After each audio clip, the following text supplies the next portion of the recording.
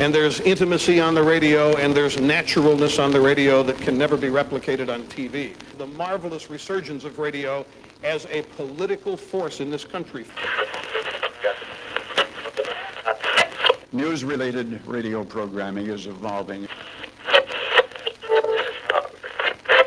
There's a huge hole in our dialogue that can be filled by the synthesis of traditional radio and the freedom that comes from a live podcast. You're about to experience Cowboy State Politics live. Here we go.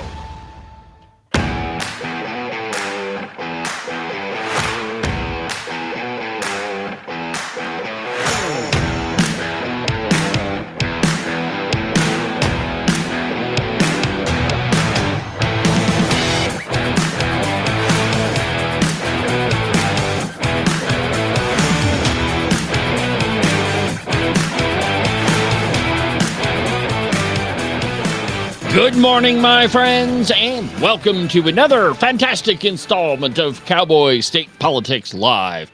From very, very high above all the puerile and pedantic forms of Wyoming mainstream media, this is Cowboy State Politics. I, of course, am your illustrious host, David Iverson, firmly ensconced behind the silver Cowboy State Politics microphone and broadcasting to you from the base of the Bighorns at the Cowboy State Politics studio in Sheridan, Wyoming. Good morning, my friends, and welcome to the program. Happy Tuesday. I have to tell you, my friends, I am more than ecstatic to be back home in the studio.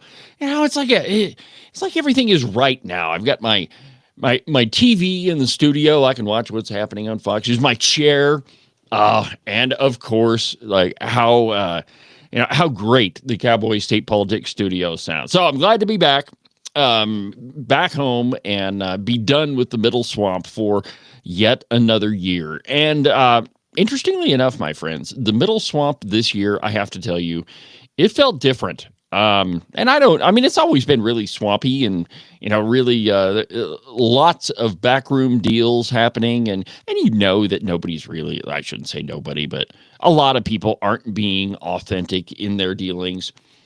I talked to a lot of new legislators and, they were overly optimistic in my estimation. I would tell them, I don't think I would trust that person. Nope. Generally speaking, they're not telling you the truth. And it would turn out that I would be right more often than not. But for me, just felt a little bit different. And perhaps it's because things were a little bit dirtier. And we've talked about it on the program, but anyway, just more of the reason why I'm happy to be back here at Cowboy State Politics headquarters. A couple of housekeeping things, some program notes before we really get going on the program. Make sure that you don't miss the podcast. There were a couple of great episodes that I've done. One on Saturday, that was the bombshell about the Attorney General's office and how they haven't acted on a single election complaint in an entire year. And there's over 16 of them, just from 2024, sitting on Bridget Hill's desk that she's done nothing with. Pretty incredible. And to be fair, they run the gamut of, kind of frivolous to pretty important. But that list does not include other election-related complaints, such as Cyrus Western. That one still has been, nobody's really acted on it from the Attorney General's office. It was investigated fully in Sheridan County. In fact, there was a really funny police report written by Deputy Boot Hill up here in Sheridan. Bridget Hill, that case was referred to the Attorney General's office by the Secretary of State. And wouldn't you know, nothing happened with it. So those 16 cases that I talked about on the podcast on Saturday, that doesn't include anything else. Doesn't include Cyrus Western, Bill Novotny, doesn't include any of those. But the big story is really the volume of cases that have not been addressed and have not been closed. So anyway, that was Saturday's podcast. Make sure that you go listen to that thing. It was great. I was really proud of that episode. Also, on yesterday's edition of the show, I talked to you about how, really everybody was shoving spending bills into other bills that really had nothing to do with them. Even though over the weekend, and it may have been Friday, but Friday over the weekend, Senate leadership told Wildpile that no, none of that was happening in the Wyoming Senate. Well, on Monday's edition of the show, I proved that they were not telling the truth, which is nothing new for Senator Slithers, and evidently is something new for other members of Senate leadership. So 2 great installments of the podcast. If you want to listen to the podcast, just search Cowboy State Politics and you'll find it. You can go to the website, cowboystatepolitics.com. You can go to iTunes, Amazon Music, iHeartRadio, Spotify. I'm everywhere on all those things. In fact, the show is carried on podcast platforms that I didn't even know existed. Every time I open up the notifications of which one's carrying the show, there's a new one, and I had no idea before that it even existed. Well, on today's program, however, the governor has continued his vetoes of important legislation that came out of this legislative session. So we're going to talk about that. And then there's a big article in the Wyoming Turkey Vulture about a DFS bill, Department of Family Services bill, that bit the dust. And the thing goes on and on and on. And basically what it says is these new legislators, they're just acting on emotion and they're voting according to their life experiences. How dare they do that? So we're going to talk about that. And then there's this great, well, I don't know if it's great, but the reporting is great on it, that the vast majority, if not all, of the documents that came out of the Biden administration were not signed by Joe Biden himself. They were signed using his auto pen. And so we're left to conclude that whomever controlled the start button on the auto pen really was the one that was in control of the country. So there's a great piece from justthenews.com on that one. And I've got a whole bunch of other stuff. So let's go ahead and get started today. From the Wyoming Turkey Vulture, Gordon signs 25% homeowner property tax cut bill and vetoes the anti-DEI bill. Now, the first thing that you should say on this is, who saw that coming? Why? I mean, who would have thought that Governor Gordon would file 13, a bill that restricted diversity, equity, and inclusion? I think that one was a foregone conclusion, but I am very disappointed that the legislature decided to close up shop on Thursday and not stick around, forcing Governor Gordon to sign pieces of legislation or veto them within the 3 days. Now you're going to continue to see him dribble out bills, whether they're vetoed or he signs them or they pass into law without his signature. But it's important to understand the process, how this whole thing works. So when the legislature passes a bill and sends it to the governor, if they're still in session, the governor has 3 days to act on it. Just 3. He can veto it, he can sign it, or it can become law without his signature. If the legislature is not in session, the governor has 15 days to act on the bill, and if he vetoes it, well, the legislature is not in session to override his veto. So that's pretty much, Governor Gordon would get the last say on those. So from the Turkey Vulture, and I quote, Governor Mark Gordon has signed a measure to provide statewide a 25% property tax cut for Wyoming homeowners, but vetoed a bill to ban DEI programming at Wyoming's institutions of higher education. Gordon signed Senate File 69, homeowner property tax exemption, on Tuesday. His office said in a news release that the legislation will quote, provide permanent property tax relief to Wyoming homeowners. The same release announced that Governor Gordon vetoed Senate File 103, terminating and defunding diversity, equity, and inclusion, a bill sponsored by Senator Sherry Steinmetz. That bill prohibited DEI efforts and mandates by state agencies and public educational institutions. Now, I've talked a lot about Senate File 69 on the program. I don't know about you, but it kind of felt like every other episode was about that tax cut bill. And it's probably because it took up, I would say, the vast majority of the oxygen in Cheyenne. And so we had to talk about it. And just a quick refresher, if you weren't paying attention. So the Senate passes Senate File 69, and originally it was a 50% tax reduction with no repayment or backfill or reimbursement for lost tax revenue. The House passed House Bill 169, which was essentially the same thing, but it provided a reimbursement to municipalities and counties. Well, the House and the Senate went back and forth, and pretty much the Senate told the House, hey, this is the only bill we're going to deal with, and you better not put any backfill on it. Well, the House pretty much gave them the proverbial middle finger, and they did it anyway. And so the next offer that came from the Senate in the first joint conference committee, and this is where things get a little muddy, but the Senate said, no, our offer is 25%, no backfill. Well, the problem with that is nobody had voted on that. Not a single person in the Wyoming Senate had voted on 25%. Nobody in the House had brought that up. It wasn't passed as an amendment to the House version of the bill.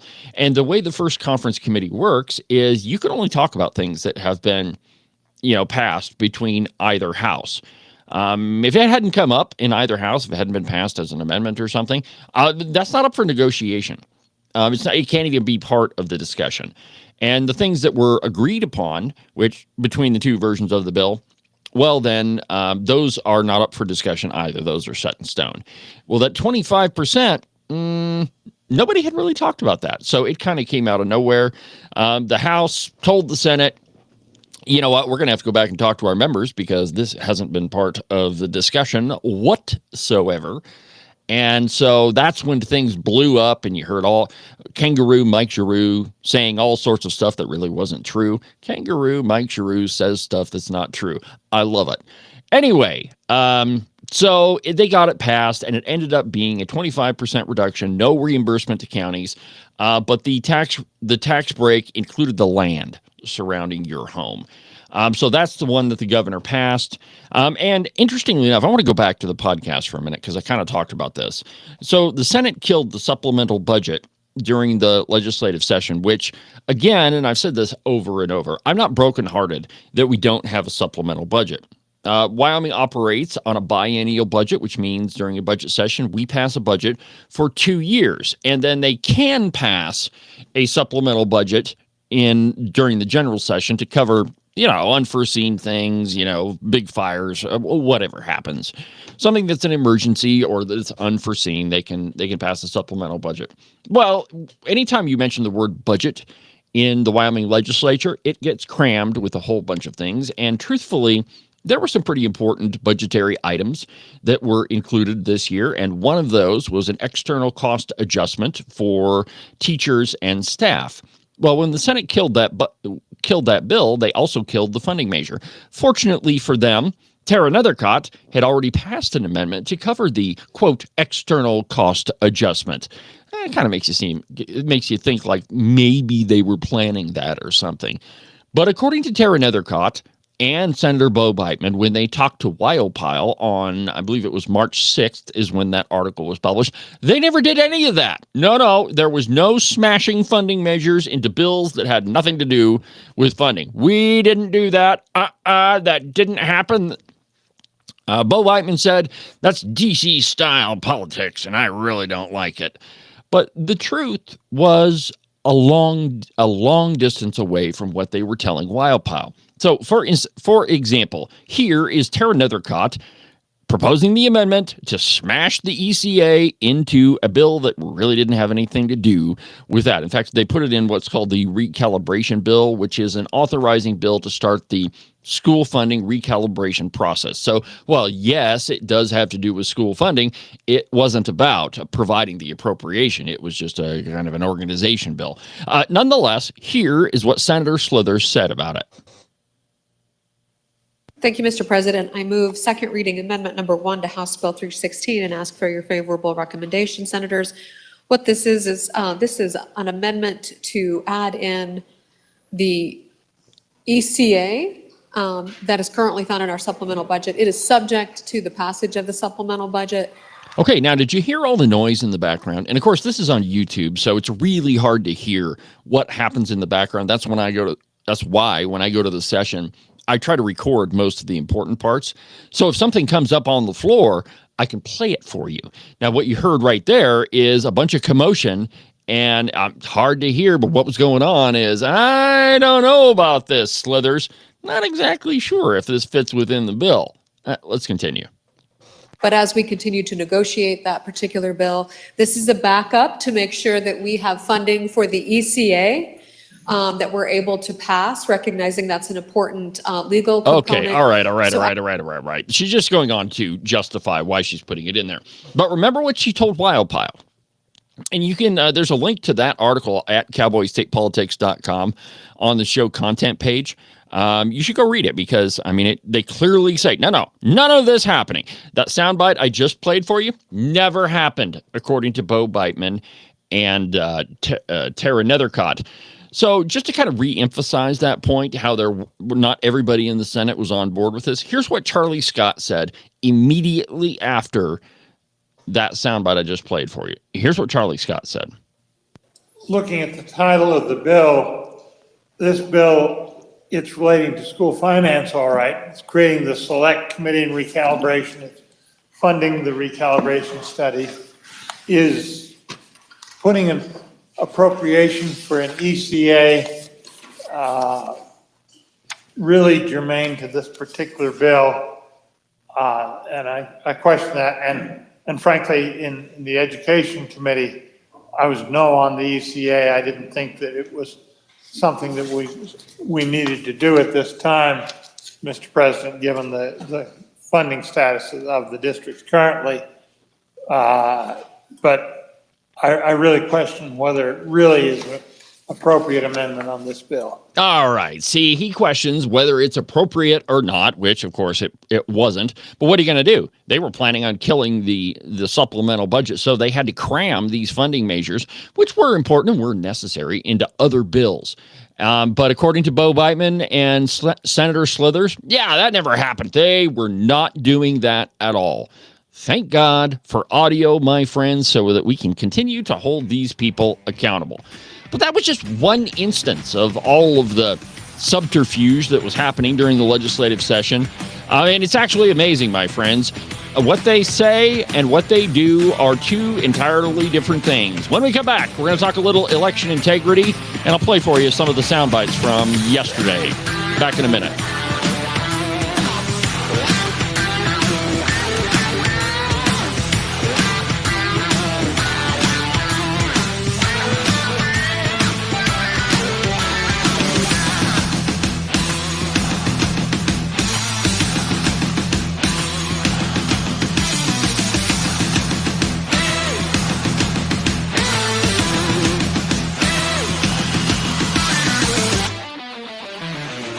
You are listening to Cowboy State Politics Live. You can listen to the program on YouTube, on Facebook, on X, on Rumble, pretty much everywhere. It's almost like I'm omnipresent. If you miss an episode of Cowboy State Politics Live, you can always go to the live replay, which is located at the website, cowboystatepolitics.com, under the live replay button. You can listen to the live program every Tuesday through Thursday. Well, that's right now during the legislative session, but coming soon, Tuesday through Friday at 8 a.m. You can listen to the Cowboy State Politics podcast anywhere that you get your podcasts. iHeartRadio, iTunes, TuneIn, really any of them will work. But the easiest place is just to go to the website, cowboystatepolitics.com. There you can find all of the shows, as well as any of the articles that I might bring up during the course of a program. That way, if your name is Joe Biden and you can't remember if you had your pudding today, well, I probably can't help you with that, but I can definitely tell you why you should have never ran for president. And now, back to our program.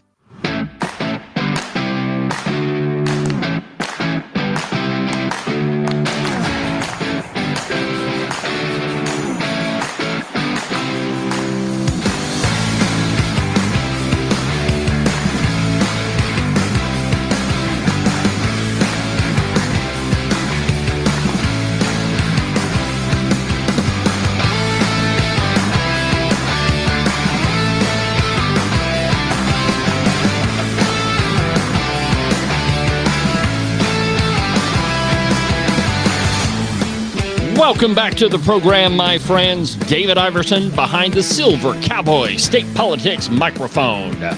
Wyoming's conservative voice. Welcome back to the program. Now, before the break, I was giving you an update on what's been happening on the podcast. And I want to tell you a little bit about what we did on Saturday's installment of the show. And that was all about the Attorney General, how she's not prosecuting election-related cases. It's a common refrain that we hear from the Redcoats. There's not a problem with our election system. There's no election fraud never happened. Didn't happen. Nope. In fact, here's Gail Simmons testifying in committee that no, we don't have an election problem. In fact, they do not exist. Listen to Gail Simmons. I guess I'm on and against, given that I believe this is another bill that solves problems that do not exist. Yeah, there we go. And here is Senator Nancy Case, in fact, making fun of somebody that was testifying in front of him about an election integrity bill. Listen to this. You might have to yield the other part that a lot of people think that Wyoming elections are incredibly well-run and incredibly lack of problems. And they sort of see people, perhaps like yourself, that question the integrity of something that seems to be done well in Wyoming as being a little bit far out there. Oh, it's not enough that Nancy Case disagrees with someone. He has to make fun of them while he's doing it. Yeah, go build your tinfoil hat and shut up. Go sit in the corner. But that's the attitude that all these redcoats have when the truth is a little bit different. If you go to the Cowboy State Politics website, you can find this little spreadsheet here, and documents obtained by Cowboy State Politics from the Wyoming Secretary of State's office show that they have referred a number of cases to the Wyoming Secretary of State about all manner of election problems. And again, they run the gamut from kind of being sort of frivolous to fairly significant. And one of the more interesting parts on this list is there are elected officials on the list that did file election complaints. One of them is one of the chief redcoats, Ogden Driscoll. So tell me again how these problems don't exist. And then there's Weston County. That whole issue, I covered that on the podcast. Oh man, it's been a few of them, a few episodes ago. But the truth is, we, just like every other state, we have election problems, and there's no reason why we shouldn't have we shouldn't take care of them. But the secondary problem in Wyoming is we have an attorney general who definitely has not prosecuted a single case from the last year, and it's probably been longer. Sources have told Cowboy State Politics, though I can't confirm this, that she hasn't prosecuted a single election integrity case since she's been the attorney general, which we're going on, let's see here, this would be year 6 or 7 or something like that. So anyway, there are election problems, and to deny it, like Nancy Case or Gail Simmons or the rest of the Redcoats do. By the way, the Senate killed 14, by my count, 14 election integrity bills, and they only passed 6. Some of the ones that were just no-brainers, like banning ballot drop boxes or banning ballot harvesting, or there was another one that banned voting more than once in an election. I mean, you would think that we would already have that law, and we kind of do, but according to the Secretary of State, that statute could be interpreted to only apply to within Wyoming. So that bill, let's see here, which one was it? I can't remember what the number, 154, I think was the number of it. But anyway, it made it illegal to vote in another state and then come back in Wyoming. So there were a lot of no-brainer bills that the Senate just they didn't pass. And I think it's because they have people in there like Nancy Case and Senator Slithers and apparently Bo Beitman, who has trouble telling the truth when it comes to the things that he's done in the Senate. But anyway, we do have problems with election integrity. There's proof of it on the Cowboy State Politics website. You can read that list for yourself. It's there's some fascinating reading there. So go listen to the podcasts. Like I say, been covered a lot, and those two are fairly interesting. But let's get back to the governor's veto. Man, I got way off subject on this one. So from the Turkey Vulture, falling back on an argument about local control, Gordon said in his veto letter on Senate File 103, and that was the anti-DEI bill, that Wyoming has, quote, long upheld principles of responsible governance, educational excellence, and local control. This is Governor Gordon's go-to argument when it comes to pretty much any bill. In fact, that's the reason why he vetoed the ban on gun-free zones last year.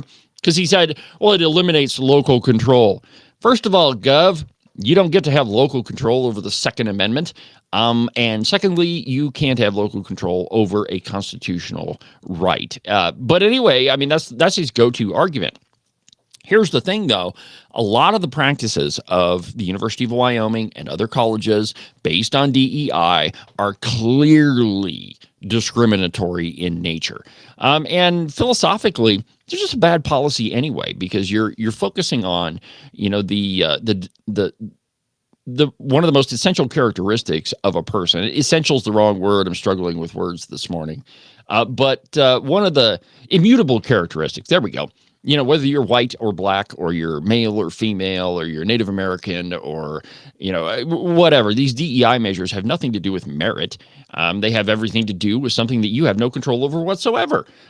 So it makes sense to do away with practices that on face discriminate against people.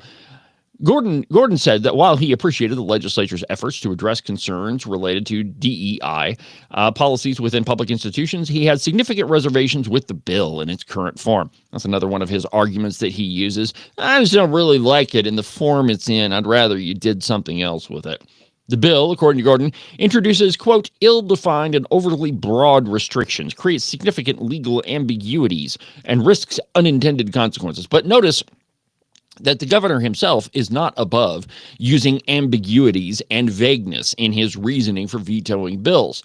He doesn't tell us what his definition of unintended consequences are. He doesn't give an example. He doesn't say this could happen or this will happen. He just says, we don't know what's going to happen, so I'm going to veto it anyway. The bill also included a late-stage amendment that was added on after the... Now, this is the part, where we're adding things to bills where it doesn't necessarily need to be there. Now, I mentioned the Senate earlier in the program, and Tara Nethercott adding that ECA to the recalibration bill. We can't leave out the House because they were doing exactly the same thing, adding amendments to bills where it didn't necessarily belong. And in this case, they added a $550,000 amendment to fund medical education of Wyoming students with the University of Utah. Doesn't have anything to do with DEI, and they just slapped it on there because they thought that they could get it passed. You see, in Wyoming, we have a single subject rule, and in theory, a bill can only handle one subject at a time. And, and again, here is another good example of that. I believe it was Senate File 90, Senate File 89. Anyway, it was Bo Beitman's, quote, election integrity bill. And what you can go look at 3 or 4 of the House versions of election integrity bills, and it's copy and pasted to the Senate bill. But what Bo Beitman did is he crammed a whole bunch of election integrity measures into one bill and claimed, well, they all have to do with election integrity, so we can pass it. We were getting pretty loose on the definitions, and I'd like to see the legislature kind of tighten that up in this next upcoming session, so we don't have a lot of these loosey-goosey amendments being added all over the place. And it's, again, like I said at the beginning of the show, this session just felt different than all of the others, and it's because of things like this. It's just we throw the rules out the window, throw the Constitution out the window, and we'll do whatever we want. And I know I've been hammering on the Senate pretty hard, but they were the ones that started a lot of this, killing the supplemental budget, killing bills that were largely conservative, even though we were told that the Senate was conservative and all the committees are stacked, and we're totally conservative. Yeah, that's why you killed a whole bunch of conservative bills. Well, let's go ahead and take another break, and when we come back, there's this DFS bill that it deserved to die. You don't want to give any more power to those folks. I'll explain in a minute. But the article is more interesting because it basically says, don't worry about your past experiences. That shouldn't inform your life at all. You should focus on what we say. Back in a minute.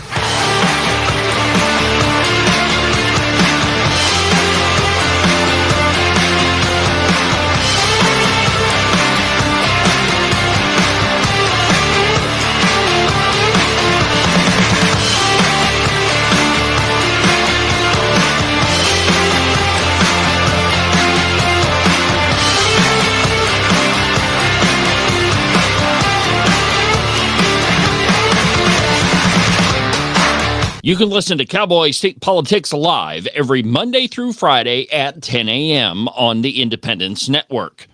Make sure that you subscribe and follow the Cowboy State Politics podcast. You can do that from the website, cowboystatepolitics.com, or anywhere that you get your podcasts. That way, you'll make sure that you won't miss a single episode of Cowboy State Politics. Concerned about the future of Wyoming, but unsure how to help?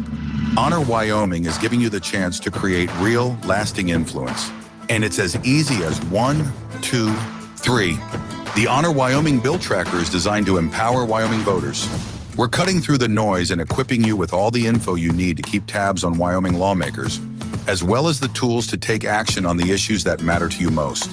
Keeping a close eye on key legislation in Cheyenne, we've made it easy to stay informed by providing real-time bill updates and timely take action alerts. Our one-click links make it easy to email key lawmakers at the right time.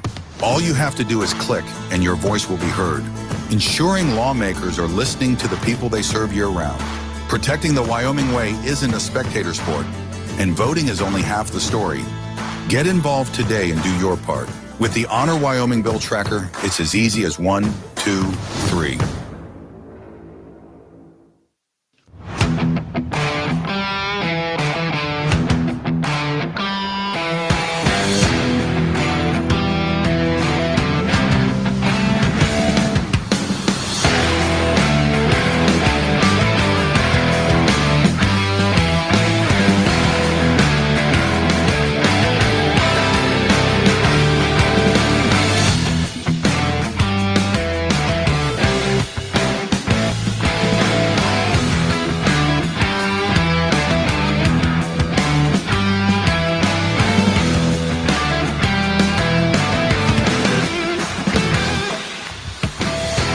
From high above, this is Cowboy State Politics Live on YouTube, on Facebook, on X, on Rumble. It's almost like I'm omnipresent, much to the chagrin of all the redcoats. I got a note in during the break that I omitted a salient point about the Tara Nethercott soundbite.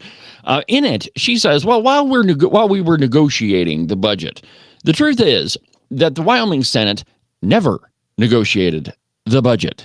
Now, they really, from what I'm told, they really didn't have that much input on. They really didn't offer that much input in the crafting of the budget. They pretty much let the House do all the heavy lifting. But when it came down to it, the Senate passed the out of committee of the whole a version of the budget, and that was it. They never really negotiated with the House of Representatives. They just killed it. Never really got to conference committee. They never went back and forth. They never talked about amendments. And so for Tara Nethercott, Bo Beitman, any of them to say really anything about negotiating the budget, they didn't. They didn't at all. And this is my main complaint. And I can't believe I left this out. But anyway, my main complaint with the whole killing of the supplemental budget is not that we don't have a supplemental budget. I'm not really heartbroken about that. I think we spend way too much money. And if you listen to one of the interviews I did with John Baer, he says he wanted to slow the growth of Wyoming government. And I think that that's absolutely the first step. We do have to slow the growth because every session we just grow bigger and bigger government and we don't need any more funding. But my main complaint with the killing of the supplemental budget is how they did it. They didn't really talk to anybody. They didn't vote on it. They didn't give anybody a heads up. They didn't try to solve any of the problems. Bo Beitman and leadership just said, yeah, we're done. No negotiation really happened. So more BS coming from Senator Slithers. Now, there's another bill I've been wanting to talk about, and this is one that really irritates me, the article anyway, because it shows you the bias of the Wyoming media. This one is from the Wyoming Turkey Vulture, and it's entitled, Government Mistrust Sinks Legislation Aimed at Better Supporting Wyoming Families. Let me just read you a couple of the opening paragraphs here, and I quote, Going into the legislative session, a bill to give the Wyoming Department of Family Services more flexibility to use confidential data it collects appeared very passable. The statute change had been vetted and sponsored by the Wyoming Legislature's Joint Judiciary Committee and studied by policymakers for the last 2 years. It fit into a statewide effort driven by the legislature to better manage both behavioral health programs and the juvenile justice system. Though the data concerned families, all right, blah, blah, blah. From the very beginning, the turkey vulture is setting this bill up that it was a no-brainer, that there's no reason why it shouldn't have passed. This was good. It was vetted. It went through the committee process. First, all of those committees were manned by redcoats. Most of them only had 1 or 2 conservatives on them, and none of the chairmen were conservatives. It's like the Regulatory Reduction Task Force. It was manned by Kangaroo, Mike Giroux, Bob Nicholas, and a whole bunch of other redcoats that they exist in government to make government bigger and create more regulations. So anything that came out of that committee was not a decrease. It was actually an increase. But the turkey vulture here, they're setting this thing up that there's no reason why it shouldn't have passed. Well, the truth is, the Department of Family Services needs a complete reworking. Tear that thing down from the very beginning and start over. There are many legislators that I talked to during the debate on this bill that said that they were absolutely opposed to giving the Department of Family Services any more power whatsoever. Well, when the bill was in committee, there were 2 representatives, Joel Guggenmoss, who I really like. We did an interview with him during the election. If you'll remember, it was one of the better interviews. And Darren McCann, both of whom said they had really, really bad experiences with DFS. Now, Darren McCann, his experience was in Colorado, but he said that it informed him of his decisions on this bill. And Joel Guggenmoss, he had a really long story, which he told on the floor of the House of Representatives, where the Department of Family Services put him and his family through hell because a doctor reported their medical decision, which, by the way, we have Article 1, Section 38 of the Wyoming Constitution, which absolutely guarantees you the right to make your own healthcare decisions and decisions for your family. But a doctor reported him to DFS, he and his family, and to hear him say it, they put his family through hell. And as it turned out, they made the right decision. What it was is his son or his child went through chemo because of cancer. And once the cancer had abated, he and his wife made the decision that we're not going to do anymore. The kid didn't want to do it anymore. And from everything I've told, the kid's cancer free. So anyway, they made the best decision. Well, the article here, let's see here if I can find it. I should have underlined it. Anyway, the turkey vulture seems to say, well, we shouldn't focus on our past experiences. Really, you should set that aside. And they quote Senator Lloyd Larson in it. And let's see here. Here we go. All right. And I quote, this is way down towards the end of the article. Quote, DFS investigations are often complicated and uncomfortable. That's going to be something that stays with the client. And they're talking to somebody from the DFS who was testifying in front of the committee on the bill. If it doesn't go the way that we had hoped it would, she said, if someone is left with the perception that the system misstepped, if the agency misstepped, that is a belief we're going to have to leave with that one person, she says, and so it matters. Larson, as in Lloyd Larson, however, said lawmakers should have set aside personal experiences and looked at the broader impact of the bill. Nobody wants to have that happen, he said, with the investigation into Joel Guggenmoss's family.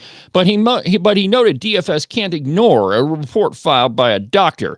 DFS doesn't go down through the phone book saying, okay, let's go to these houses and investigate them today. To Larson, the system seemed to work because Guggenmoss wasn't charged and the state didn't attempt to intervene in custody. Let's handle the first one, that we should set our personal experiences aside when voting for legislation. That is something that you're going to hear from the redcoats, that, it doesn't really matter what happens to people. We should just pass legislation anyway. I think that a responsible elected representative would draw on their personal experiences and allow them to inform their decisions, because clearly there was something wrong.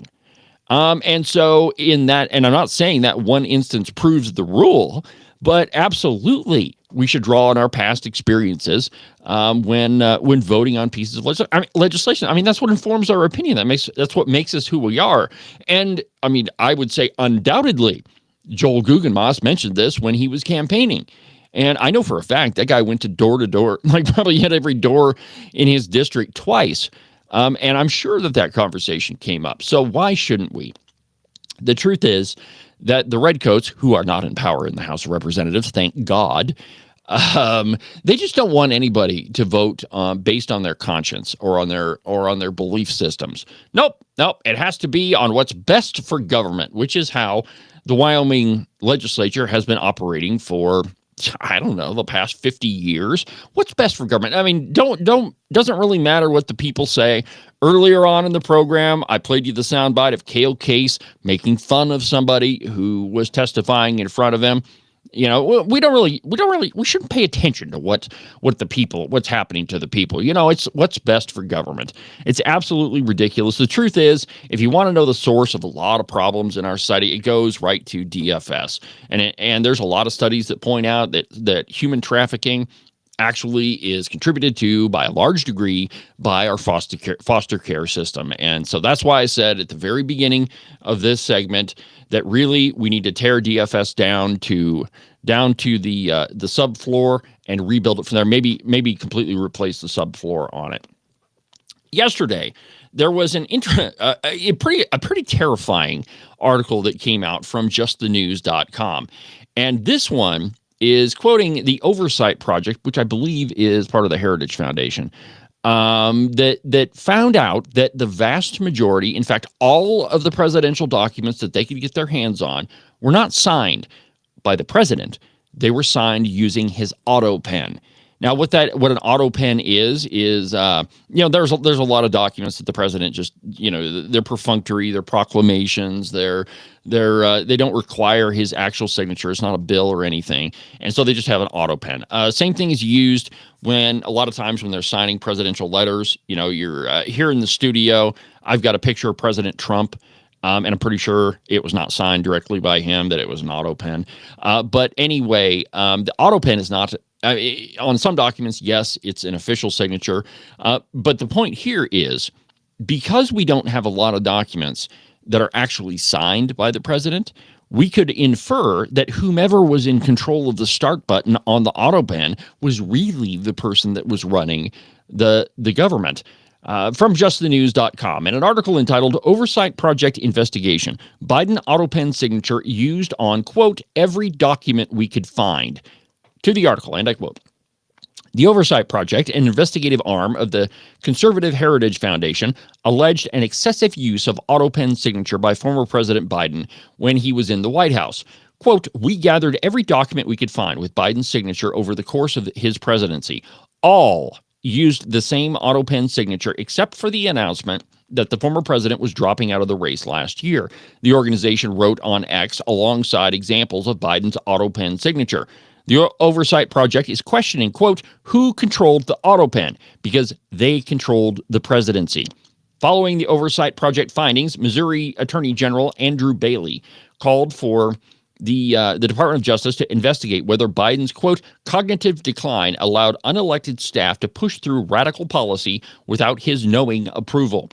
Bailey argued that if the widespread auto pen use turns out to be true, these executive orders, pardons, and all other actions are unconstitutional and legally void.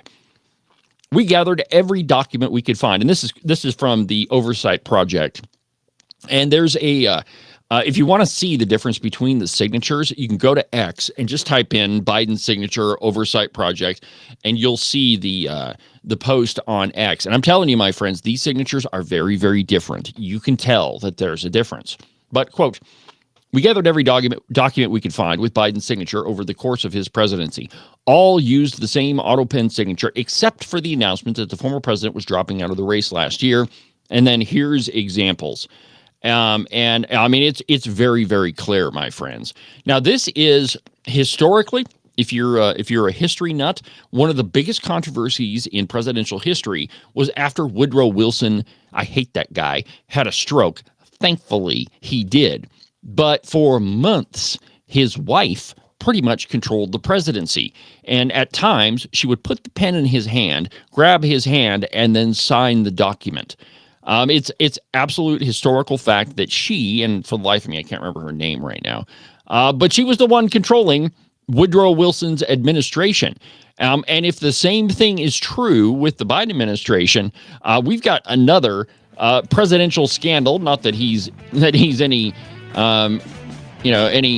unaware of those. But this is going to be a historical scandal, my friends. If we find out that somebody else was in charge of the presidency, holy crap, my friends. I mean, it's a biggie. One more in a minute. We'll wrap it up when we come back.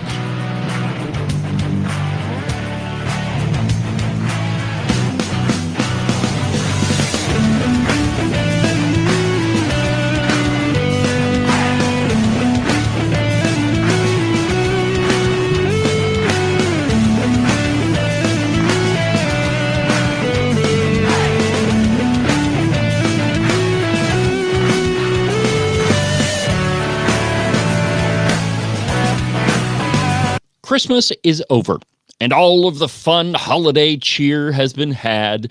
And what are we all left with? Frigid Wyoming weather. Below freezing temperatures that you still have to go out in. That's right, you do have to go back to work at one point or another. And not to scare you, but think about this. Every single morning, you get to scrape the ice off of your windshield. Now, while I can't do anything with that, I can make sure that your feet stay nice and toasty warm while you're doing it. All you have to do is order a pair of socks from the Buffalo Wool Company. They are the finest socks that I've ever put on my feet. And to get you a pair of them, go to the website, thebuffalowoolco.com. Trust me, you're not going to be disappointed. Wyoming is one of the most sought-after places to live. There's a lot of people that want to move to our great state. And if you're thinking about selling your house to one of them, you need a real estate agent that you can trust. That agent is Rebecca Bextel at Compass Real Estate. She's lived in Jackson for almost 20 years and has her fingers on the pulse of the real estate market. Last year, she sold almost $25 million worth of property. So if you're thinking of buying or selling, give Rebecca a call. Her phone number is 307-699-3519. I've never felt the freedom like I do. I feel stronger every day, don't you? Well, I can show you how. A new day, a new way. Watch out, I'm only gonna get stronger. A new day, a new way. Watch out, I'm only gonna get stronger. A new day, a new way. Watch out, I'm only gonna get stronger. A new day, a new way.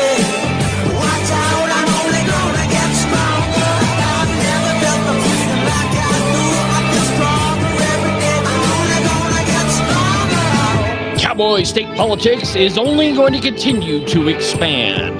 The Cowboy State Politics Podcast, Cowboy State Politics Live, it's only going to come faster and faster, my friends.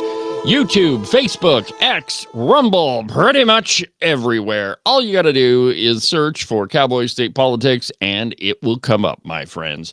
So there's going to be some changes coming to the Cowboy State Politics Live podcast. We're going to probably expand the program offerings. Might go from 1 hour to 2 hours. That's all in the process.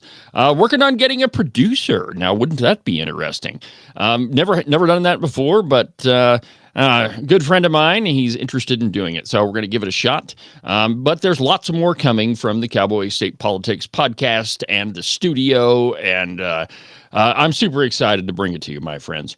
Now, it wouldn't be a Cowboy State Politics Live episode if we didn't talk about some of the foibles coming out of Washington, D.C., and one of the biggest ones, the biggest headline right now in my mind, is the Democrats have no clue what they're doing. From Breitbart News, an article entitled Democratic Rep Baer. Most Democrats will oppose the continuing resolution. They should, and so should Republicans. We shouldn't operate our government based on continuing resolutions. We should actually pass a budget, which is something that Beau Biden was not willing to do. Anyway, he says, we generally give members the ability to do what will get them reelected.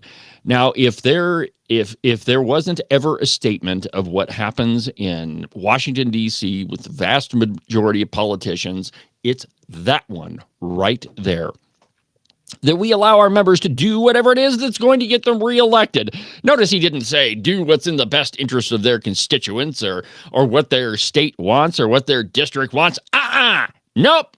It's whatever's going to influence their election. And I quote, on Monday's broadcast of Bloomberg's Balance of Power, Representative Don Bayer, a Democrat from Virginia, said that he thinks nearly all of the Democrats in Congress will vote against the continuing resolution like House Minority Leader Hakeem Jeffries wants them to, and said, quote, we generally speaking, we try to give the swing district members the right to do whatever they think is right to get them reelected. Now, there's a whole bunch of problems with this. First of all, we allow them to do that? Now, wait a minute. Correct me if I'm wrong, but an elected representative should vote in the best interest of their constituents. We saw a lot of that during the Wyoming's legislative session, where, seemingly conservative people would vote one way or another, and they would say on the floor, look, my constituents want this, and this is how I'm going to vote. One of those is my pal, Representative Rachel Rodriguez Williams. She votes for the Convention of States, even though personally she doesn't agree with it, and I have tried over and over and over to convince her that that's a really, really bad idea. She says her constituents want it overwhelmingly, and that's why she votes that way.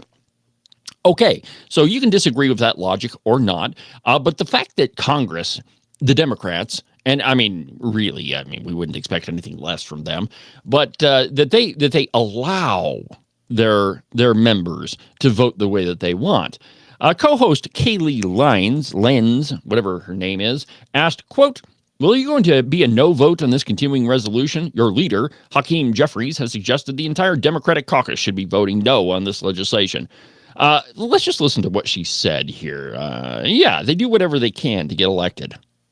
Well, as you are going to be a no vote on this continuing resolution, your leader, Hakeem Jeffries, has suggested the entire Democratic caucus should be voting no on this legislation, though we saw as recently as last week, the guidance from leadership isn't always followed in terms of the conduct during the joint address to Congress President Trump gave. Will that guidance be followed this time, or do you think some of your colleagues, especially those who are in swing districts, might be compelled to actually vote to keep the government open? It might be, and certainly generally, we try to give swing district members the right to do what they think is right to get them reelected. We want them to come back.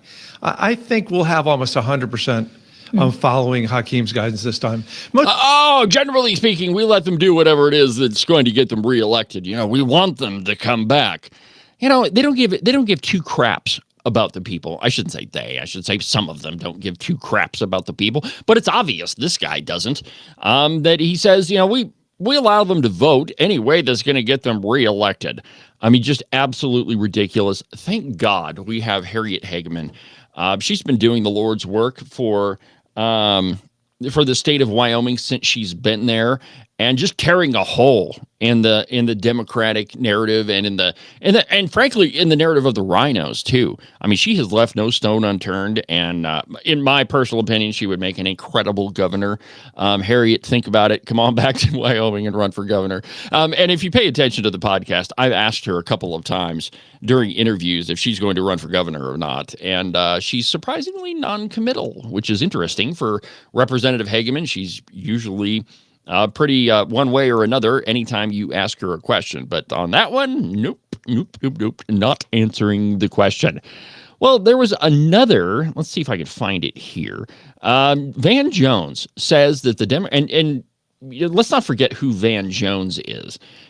Now, if you watch Glenn Beck's early program on Fox News, one of the first people he went after was Van Jones. Now, Van Jones was Obama's green czar for about 10 minutes until it was revealed exactly who Van Jones is. And he is a self-admitted communist radical.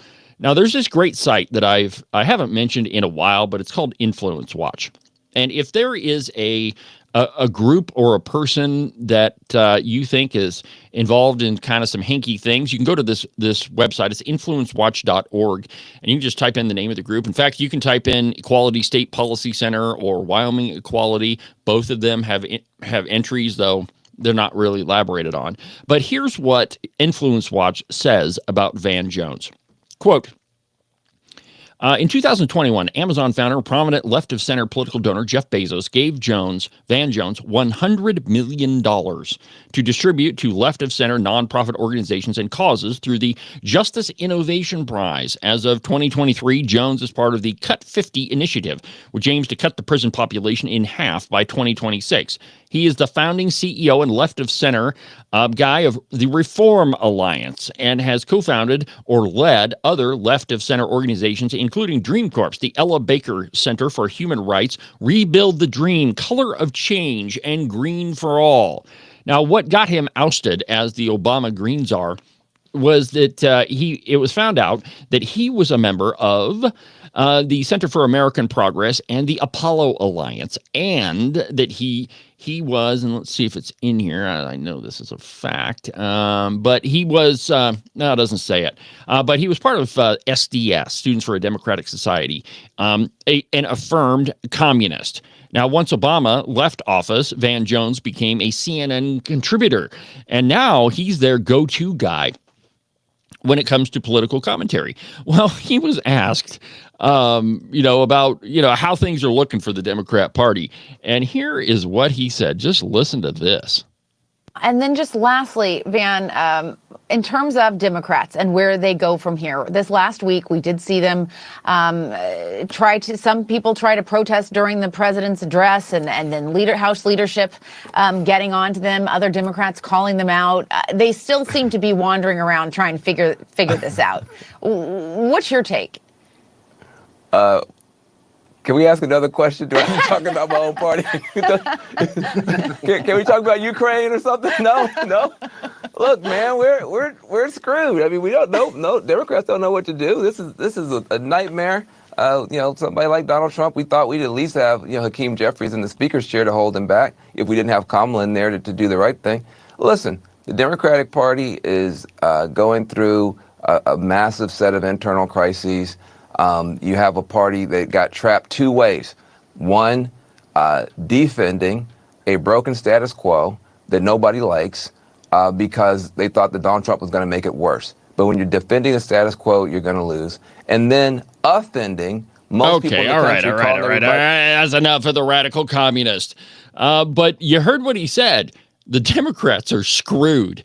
They don't have a platform to run on. The only thing they've got is hate Trump, orange man, bad, destroy the economy. And that's pretty much it. They don't have a policy to run on. They don't even have a backbench. Spring training is in full swing. My Texas Rangers are they're trimming down their roster. Well, the Democrats don't have a roster. They don't have anybody that's really prominent that anybody can really see as running for president.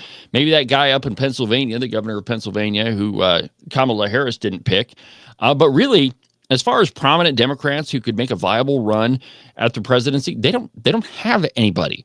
It's the same old retreads that they've been running for years. It's people like Hakeem Jeffries and the squad, AOC, Nancy Pelosi. I mean, a stiff wind would probably take her out. Too bad a stiff drink.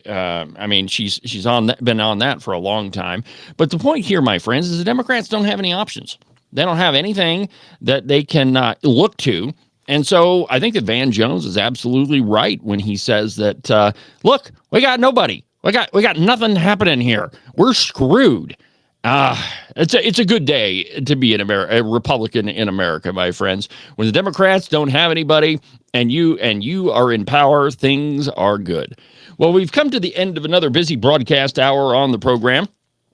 Make sure that you don't miss the Cowboy State Politics podcast tomorrow on Wednesday. I'm going to have an interview with author of the book, Rules for Defeating Radicals, Chris Adamo. It's been a long time since he's been on the program. We're going to talk about the legislative session. We're going to talk about rhinos. It should be a pretty exciting interview. And so we're going to do that tomorrow on the podcast. And I've got a lot of programming coming up, my friends, that you don't want to miss. It's Cowboy State Politics steamrolling ahead, steamrolling the competition. Well, anyway, my friends, we've burned through another busy broadcast hour on the program. Have a good rest of your day, and we'll talk again tomorrow during the live program. But for now, from the base of the Bighorns at the Cowboy State Politics Studio, I'm David Iverson, and this is Cowboy State Politics Live. Have a good day, my friends. Talk to you tomorrow.